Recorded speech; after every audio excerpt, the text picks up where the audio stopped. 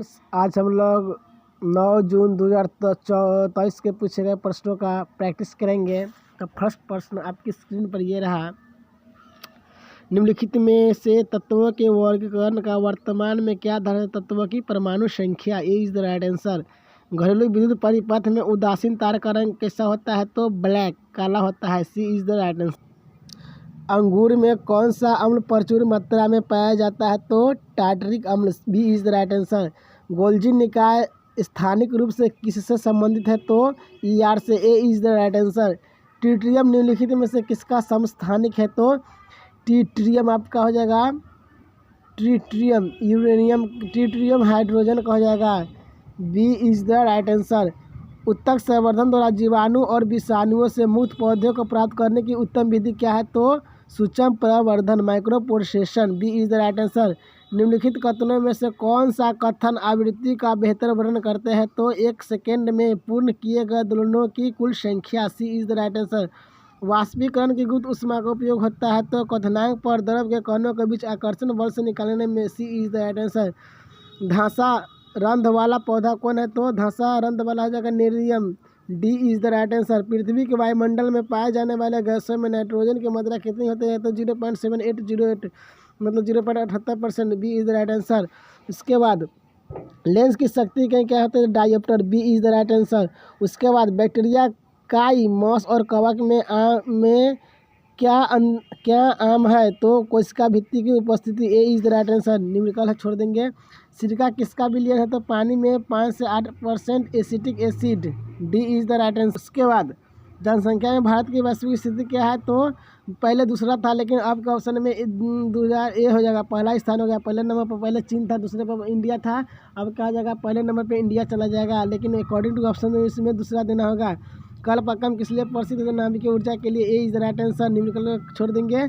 जीवन का भौतिक आधार होता है जीव द्रव्य। B is the right answer. निम्नलिखित ईंधन को पानी से माना जाता है? सीएनजी को माना जाता है। B is the right answer.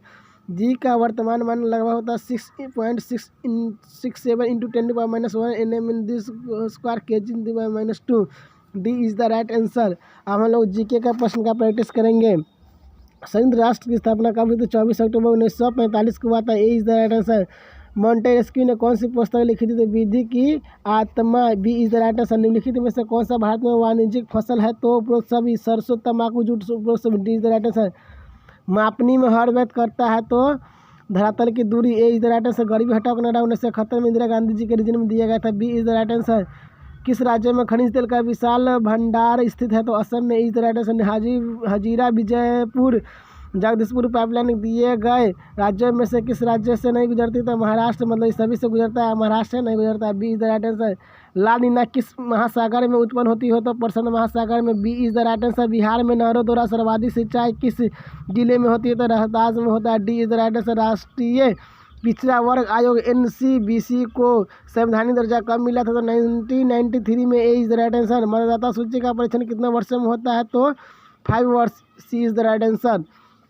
इसके बाद इंग्लैंड में औद्योगिक क्रांति किस उद्योग से प्रारंभ हुई थी? वस्त्र उद्योग। सी इज द राइट आंसर। विजेताओं के बीच सामंजस्य की स्थापना की सर्वाधिक क्षमता किस शासन व्यवस्था में होती है? तो लोकतंत्र में। ए इज द राइट आंसर।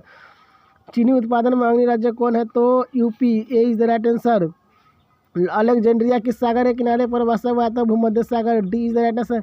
आधिकारिक रूप से कितने वर्षों पर जनगणना होती है? तो 10 वर्ष। D is the right answer. 15वीं लोकसभा में महिलाओं की कितनी भागीदारी थी? तो 0.1068। C is the right answer. प्रथम विश्व युद्ध कितने वर्षों तक चला था? तो 4 वर्ष, 1914 से लेकर 1918 के बीच में। D is the right answer. इनमें से कौन सा मोटे अनाज है? तो बाजरा है, रागी है, ज्वार है, मतलब सभी है। D is the right answer.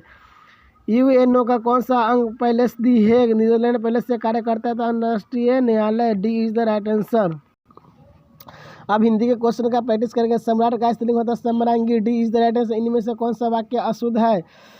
अंग्रेजी भाषा की लिपि रोमन होता है, न कि अंग्रेजी लिपि रोमन है। सी इज द राइट आंसर। ये अशुद्ध हो जाएगा। आत्मविश्वास शब्द समास से आत्मा में विश्वास, तत्पुरुष समास। B is the right answer. निम्नलिखित में से कौन सा वाक्य शुद्ध है? आपकी दवा से निरोग हुआ। A is the right answer. संगम शब्द का संदर्भ सम जोड़ गम। D is the right answer. जाकी रही भावना जैसी प्रभु स्मृति देखी तीन जैसे उपयुक्त पंक्ति में किस काव्य गुण से संबंधित है? तो प्रसाद गुण। D is the right answer. वन ऑफ शारदी चंद्रिका चादर ओढ़े में कौन सा अलंकार है? तो चंद्रिका चादर ओढ़े में हो जाएगा आपका रूपक अलंकार। D is the right answer.